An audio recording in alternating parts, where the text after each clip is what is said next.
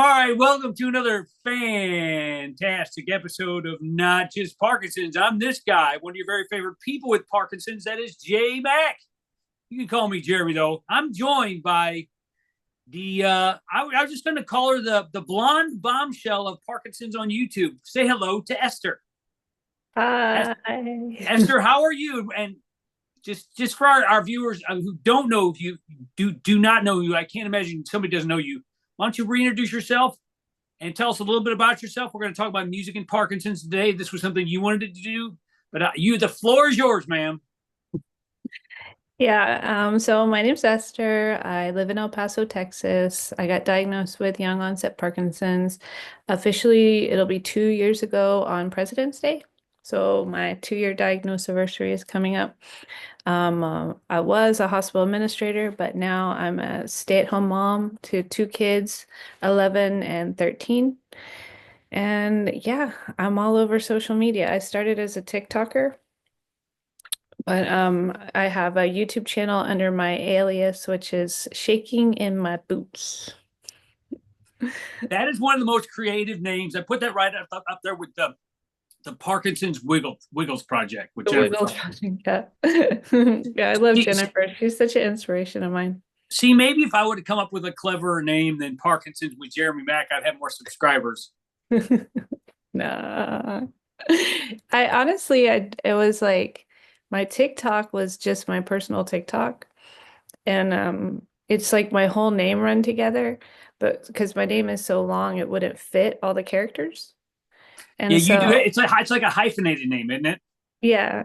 So, a friend of mine was like, that's by the time I started like in social media, I realized like a lot of people have their own little brands and stuff like that. So I thought because I live in Texas and actually where I live in El Paso is the home of the Lucchese boot factory.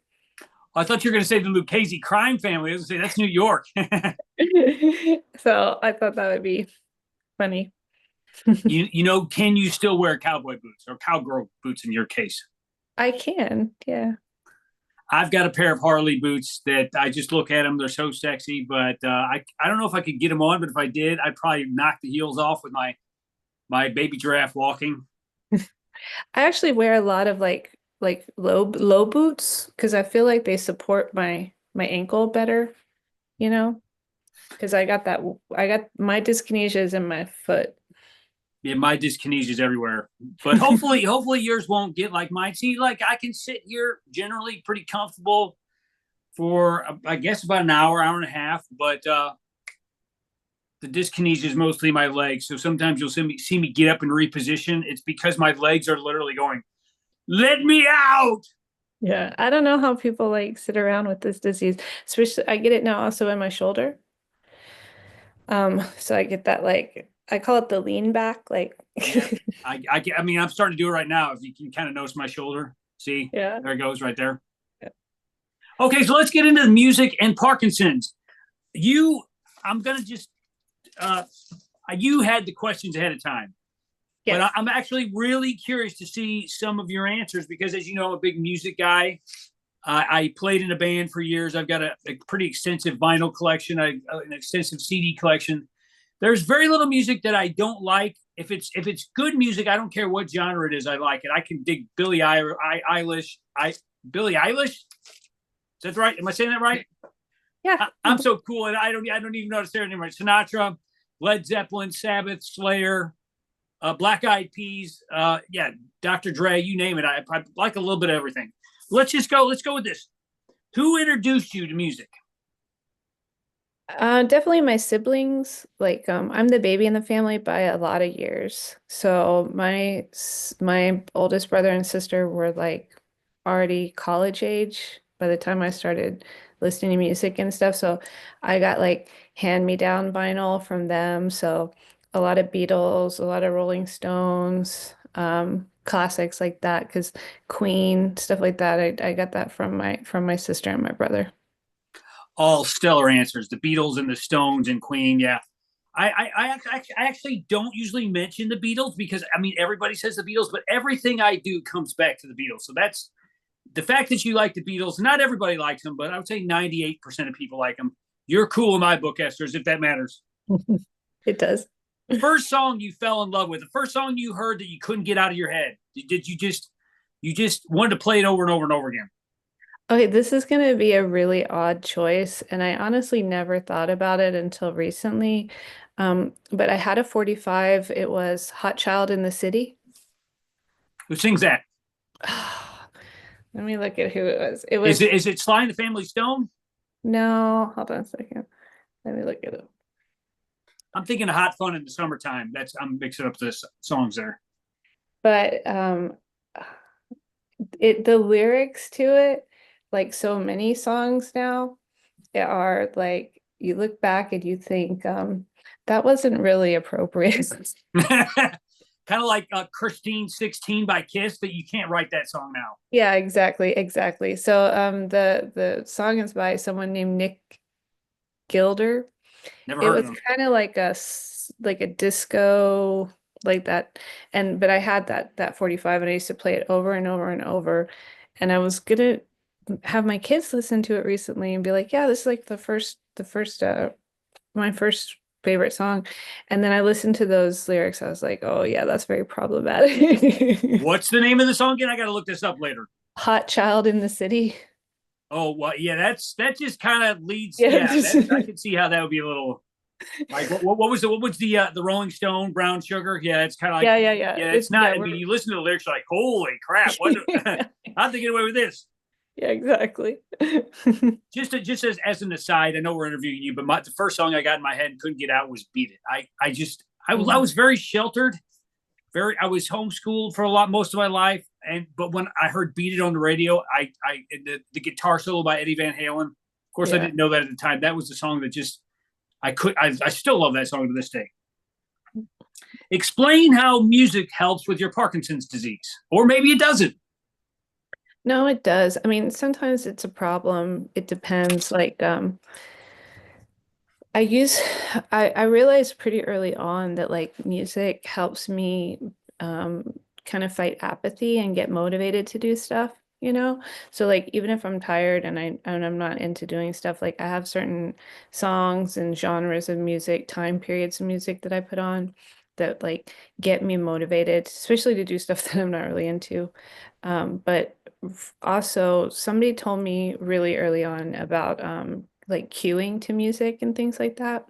And so when I walk, like especially when I have to walk to go get my kids from school, I walk across the street and it's like so busy and all the parents are driving by and you just feel like really exposed. And so Yeah, I'll have like AirPods in all the time, just like some kind of beat behind me, some kind of music behind me, sometimes to like cheer me up, sometimes to calm me down. Like lately I've been listening to a lot of kind of it's you know that music you listen to like if you ever went to a spa or something, it's very yes, I listen to that daily.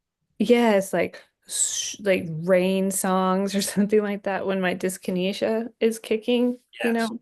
I'll put something like that on and just kind of like vibe, you know. So I've been doing that since day one. I think it just makes sense. The only problem is sometimes I notice when I go to my kids' concerts, like the emotion of yeah, certain music will trigger my symptoms. yes. That's strange that you said that because if I play video games or watch an intense sporting event like this last week with the Chiefs and the Bills, I don't know if you follow football.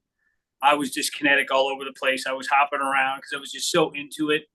But it's weird because music.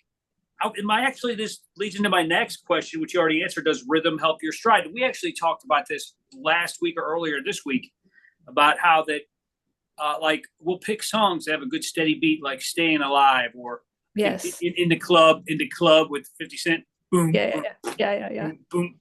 It's good to. I guess that's cueing, and that's just for to clear up what people may if you don't know what that is, and also especially if I'm walking on a sidewalk, if I have a beat, I have Exactly. cracks in front of me. Exactly. Here, let's go back to something you said a minute ago when you said you feel exposed when you're walking to go get your kids from school. Now, I don't think that anybody that walks normally can relate to this, but it just explain the feeling, because I know exactly what you go through, because I go through the same thing. So just walk me through the shame or the self-consciousness or whatever it is that it goes on.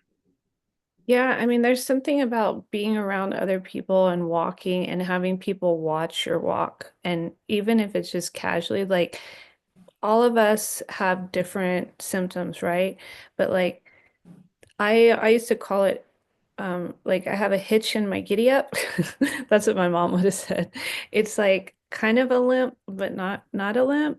Like my right foot definitely doesn't pace itself as the same as my left. And then my right arm doesn't swing naturally. So I look kind of stiff. And so when people are around me, even though I know like it's not like people are staring at me, I'm sure that I walk differently than other people around me. And so when I get in my head about my walking, then I'm like, okay, pick up your foot, swing your arm, like take a wider, a longer stride. That's the other thing. Like my stride is shorter, but you can't like think about everything all the time. So with the music, it's like once I hit a rhythm, once I hit a stride, then I can maintain it a lot longer and kind of fake it and make my walk look normal for a period of time. And I do that when not if it's just me, but like at my around people that my kids know and stuff. I think it's just like I don't want to say I don't want to embarrass them because they're not like that, but like you just don't want to stick out, you know? I know exactly what you're saying. That was one of the big things with me that started to go wrong pretty quickly with this. I believe it's a side effect of Cinemet, at least for me. And before then, people would be like, "Why you walk like you got a stick up your butt?" I'm like, not me. I mean, and I suddenly became, and you can probably relate to this. Sounds like suddenly became self conscious of every move I made, hands, feet, because Yeah. you're like you're like to compare it to like there's a line of geese walking by and there's the one walking funny at the back. That's the weak one that's going to get picked off by the predators. So Yeah. it's a natural reaction. That's kind of a grim grim analogy, but you know what I'm saying? It's a real thing, and I don't think people without PD understand how much we go through just to try to act normal or move normally when we don't feel. Because, yeah, I mean, when people at work be like, "Why are you walking weird? Why are you walking with a limp?" I'm like, it would take too long to explain it to you. I had a coworker say to me one time, and it was just joking, we were friends, but he's like, you don't pick your feet up when you walk. He's like, Mm, you remind me of my teenage son. Like he's always dragging his feet, shuffling his mm. feet like that. And like we laughed about it. I didn't know I had Parkinson's at that time though. Oh wow. And now years later, I think back and I'm like, it's true. I've just always you don't know how long you've had symptoms, right? But that was like 3 years before I got diagnosed that already people were commenting on the fact that I drug my feet. Maybe you can relate to this. We're all over the map. This is not just Parkinson's. So this is a good little detour. As anybody who has watched my videos know, I love to talk. So we're going to go down this road a little bit. Um, one of the first things, and this was years before I was diagnosed, my chiropractor at the time said, "You're dragging your left foot." And if I looked at my boots, there was one side was worn really weird. And I was like, it had never been like that. So apparently I was dragging my heels when I would walk, and it was wearing out the heels, like the inside heels of my boots. It's just, I mean, who would have thought that the leg dragging was like I was riding a motorcycle and skateboarding at the time. I was Yeah. working full time. Weird stuff. Yeah, it's so weird. And I've Okay. actually made like posts about this and people will like come in my comments and be like, that's not a first symptom. I'm like, yes, it Yes, it is, is. you Yes, it is. know? Like, yes, it is. It's not just because you don't know something doesn't mean it's not a thing. You know what I Well, mean? when people think the tremor, I had a slight tremor. They thought it was MS, um, but it wasn't enough to red flag anything. So it's like very tricky disease to diagnose, especially when you're younger. Okay, song or artist that you love that drives other people, your family, your kids crazy? Is there one personally, I've got one. I'm just gonna I'm tell you, I'm gonna wait to say mine to you say yours, but it could be a song or an artist. I think for my kids, it's definitely ABBA. Like, like even though it's Dancing Queen. yeah, like because again, there's certain genres and artists and stuff that are tied to personal memories, Yes. like good times in my life. So if for my kids that didn't live through those decades, it's just like, what is this? You know what I mean? So yeah. This is, I'm not making a political statement here. In fact, quite the opposite. And once again, it was tied to good times. I listened to "Devil Without a Cause," Kid Rock, over and over and over. And it's a good. I don't care what anybody thinks about Kid Rock, his Oh yeah. personal political beliefs. That album is balls out a great album. But Yeah. my wife hates it, which I mean I can't blame her. It's not really a chick friend. It's like, remember we were talking about lyrics that they shouldn't have been printed. Yeah. Yeah. There's so yeah. Go through "Devil Without a Cause." There's quite a few phrases like, "Oh, shouldn't say that now." So Yeah. but ABBA I can see because that's definitely an older band, and it's kind of, I guess it's very poppy. Yeah. I actually like ABBA. Aren't they from Sweden or Norway or something? Yeah, they're from Sweden. Okay. Now this we kind of talked about already. Does the music you listen to affect your mood, or does your mood affect the music you play, or does it both happen? Both. I Give me an I find example of one and the other. Okay, so like I said, definitely when I'm feeling like apathetic, I will put on certain songs that I know are going to get me moving, get stuff done. On the flip side of that, and I don't know if this happens to you because I don't know what meds you're on and stuff, but like because I only take medication during the day and I don't take like a long release at night or anything like that. I wake up unmedicated and I go to sleep unmedicated, you Same know? here. And when my medication wears off, I become like the most melancholy person ever in the history of Oh. the world. Like I'm just like, what is the meaning of life? It's And so when especially at night, I have kind of these alternative playlists that are just like cry in your beer music. Waylon Jennings or George Jones or something, like old country, or just like Just like sad songs, Boys to Men, It's So Hard to Say Goodbye to Yesterday, something like that. Yeah, something like that, just like sad songs. And I do it with mu with movies too. Like I have certain go-to like really sad movies, and then it's like I get all the sadness out. Makes sense. Every time I hear the Castaway song from the movie Castaway, there's almost no music in that, but when he's floating away on the waves, screaming for his volleyball, oh my God, I'm a weeping little boy when that scene comes on. If I hear that music. Yeah, definitely. Okay, has PD changed your musical taste? Is there anything you got into now, maybe related to Parkinson's, or maybe not? Maybe you don't even realize the connection. Um, that maybe you didn't like before. I'll just give you an example. Sinatra, I liked him before, but because especially the older Sinatra, where he talked, or like the more when he's older, I feel like September of My Years and stuff. I don't think I would have got into that had I not been prematurely aging with Parkinson's. I probably would have waited till I was like 60 or 70. Now 48, like you yeah, the autumn of my life, that type of stuff. Yeah, no, I mean I've always loved Sinatra, and I'm like you, I've always loved like so many different genres of music, Yes, so many different like to me a good song is a good song, you know? yes. Um, I definitely, well, when I first got diagnosed, just kind of as a joke, but it stuck with me. Like, I created what I consider like a Parkinson's playlist, just like as a funny thing that I did. And it was like all the songs that I thought referenced Parkinson's. So, like AC/DC, You Shook Shook Me me All all Night night. Long. I knew you were gonna say that one. He was So, a like, fast machine to get the motor clean. and that was like, literally like the week that I got diagnosed. So I just played that playlist like on loop just to kind of laugh at myself, you know? There you go. But yeah, I don't think it's really changed my musical taste. I probably have been exposed to some different music just because of some of the friends that I have with Parkinson's.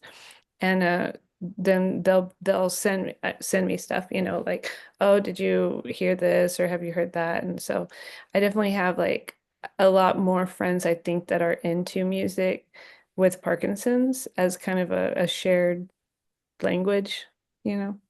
You know what's weird? I don't think it's changed my musical taste, but there's songs I hear now that have whole new meaning, like that Tom Petty song, "You Don't Know How It Feels" from the Yeah. Wildflowers album.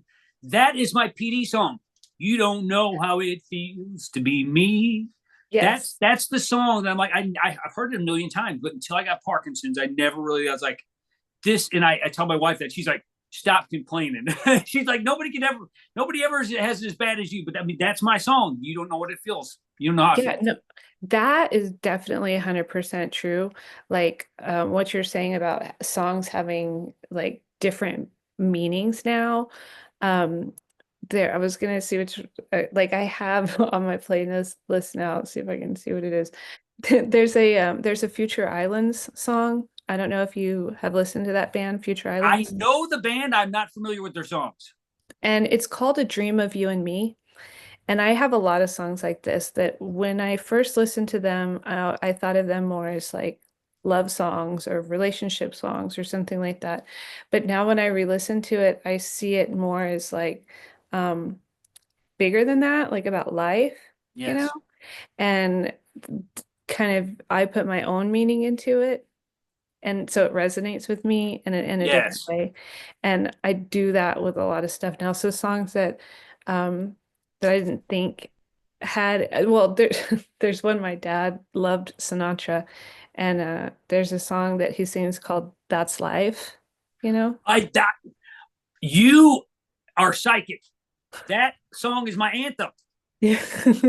That's what all the people say. Riding Exactly. high in April, shot down in May. Exactly.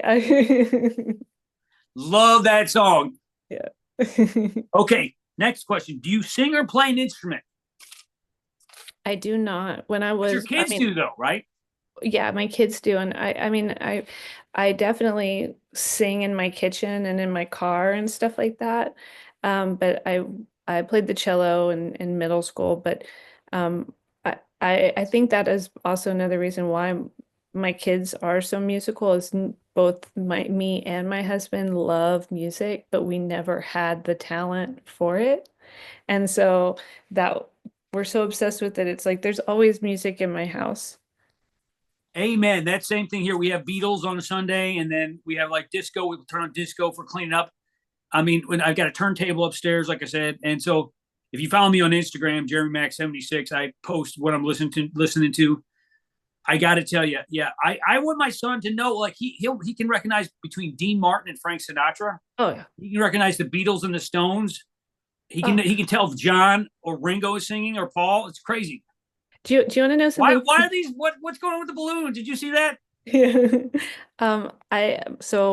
My daughter is 13 now and she wants to go to her first concert, you know, like her first real concert. Nice. And we've been talking about it for years, like, so the other day she's like, I know what I want my first concert to be. Slipknot. Deftones. Oh, there you go. That's some intense. That's pretty dyskinesia inducing. So me and her are gonna go see the Deftones in Phoenix in March, actually. So I'm really excited about that. Nice, nice. That's awesome. Okay, two more questions here. I'm really curious about this one. This was the one that I was most curious about. A band or artist that you've outgrown, maybe somebody you listened to when you were a kid, or well, like a teenager that now you're like, I can't deal with it. Like I said, I've got a perfect answer. I always answer my own questions, so maybe that's a little egotistical, but there's got to be, Esther, there's got to be something you listened to like that you loved when you were like 16 that you can't stand now, or that maybe that you just maybe outgrew it. Okay, this is gonna be controversial, Okay, but it's just I don't stir the pot, girl. for me it's gonna have to be Pearl Jam. Really? Pearl Jam was my all-time favorite group. And I actually met Eddie Vedder, like true story. Wow. And I Is that don't what turns you off? No, I don't know what happened really. And well, I mean, I just somehow just lost that love. And it wasn't anything very specific. I just am not passionate. I think there's better bands from that time period that I listen to more. Um, Soundgarden, Soundgarden. And maybe it also had to do STP. with like, yeah, Alice in Chains, Yes. you know. And again, like I've seen them in concert and stuff like that. I will always love them, but I feel like it's just a band that somehow when I got older, I just outgrew.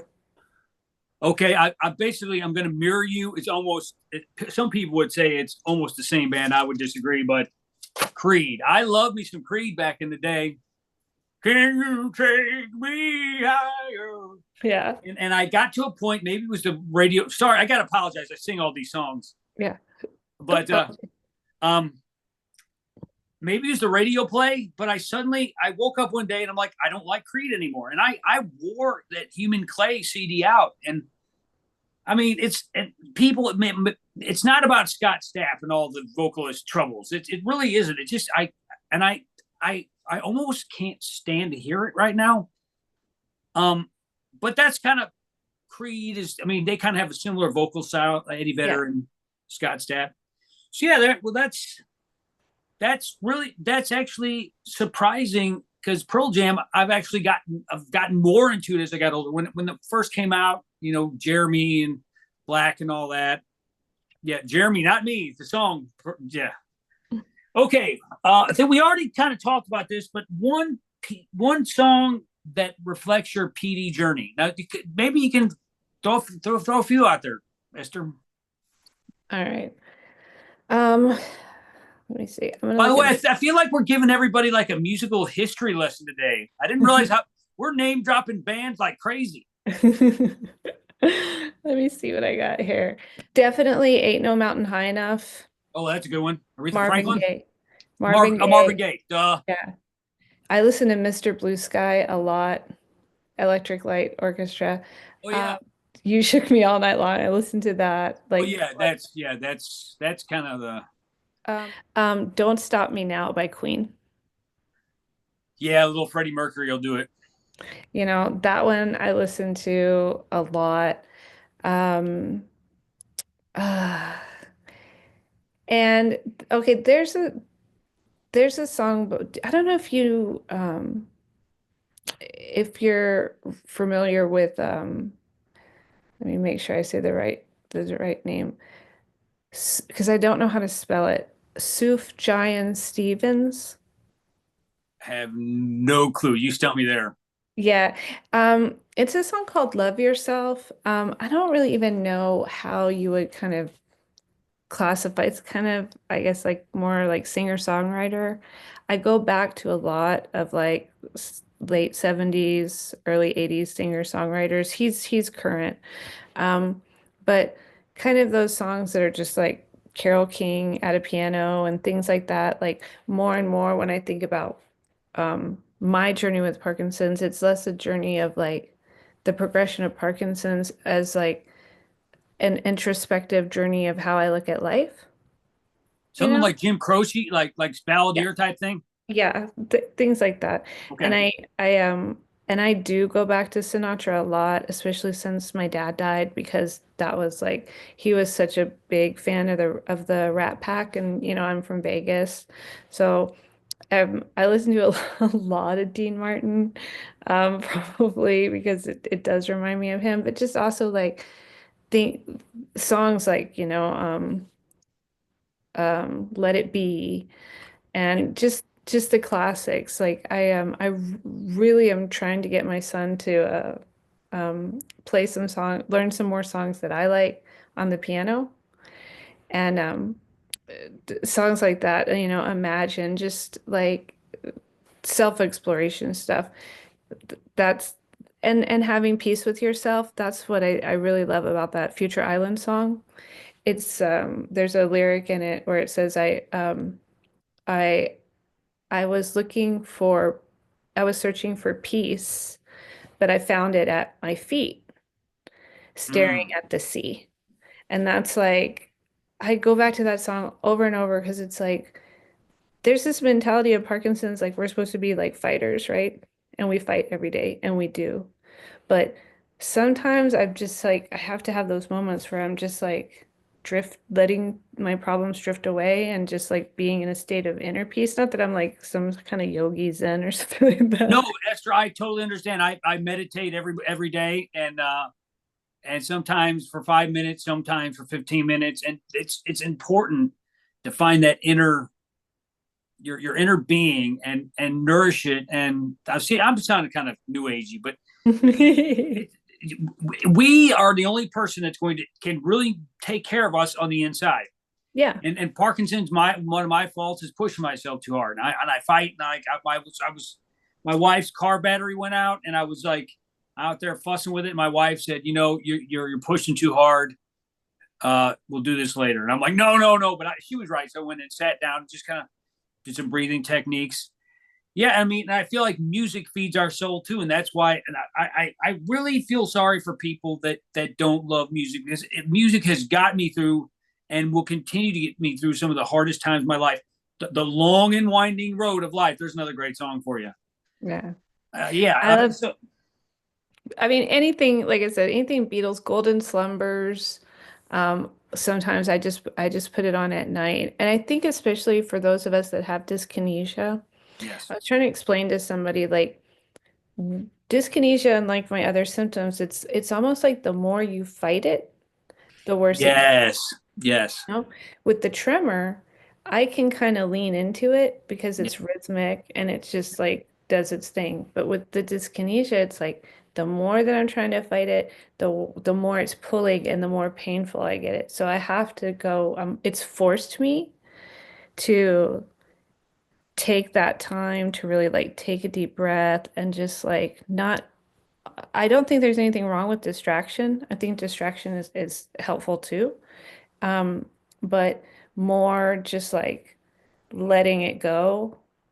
And that helps me a lot with that symptom more than anything. Yes, I know what you mean. In fact, you can see me struggling with the Jennifer Sullivan interview that I did last week. I was fighting it. She said I was sitting on the floor, cross-legged, and my legs were trying to move, but I was trying to like pin them down, and my whole body started to move because I couldn't move my legs. And the more I fought, the more my face clenched up, and I was like, "Wow, I look like I'm really pissed off." But the fact was, I was just trying so hard. I was fighting the dyskinesia. Sometimes you just got to let it win, because you're not gonna beat it. And that's what I hope nobody else has to ever experience, because when you're not in control of your body, it's depressing, it's frustrating, it's like it's scary. Like the falling when I broke my toilet, that was freaking scary. Like to not be able, and especially for a guy like me that skateboarded and played in a band and rode my motorcycle, to not be able to get off the GD toilet is like, wow, it's humbling. And this disease will humble you. And so it's very important to find that peace, that center of peace in your heart and your mind and your soul. And I think you and me have a very similar approach to music and Parkinson. So yeah. All right. Our next one of these though needs to be movies because I'm like looking at all your Hells yeah. You like my blockbuster? I'm I've like, got so many different, once again, I like everything from Schindler's List to Rambo to the X Files to old Rat Pack movies, Will Ferrell movies. If it's a good movie, I'll watch it.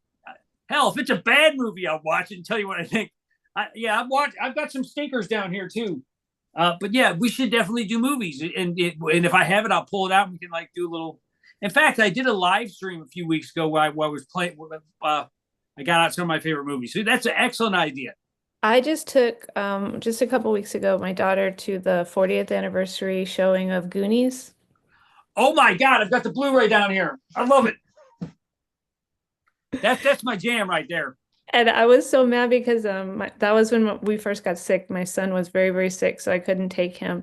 But Oh, like all like it's now every day I just look at my daughter and I'm like, Goonies never died, are ya? Goonies. Score. And I think we should end on that note. I don't think we're going to be able to top that, Esther.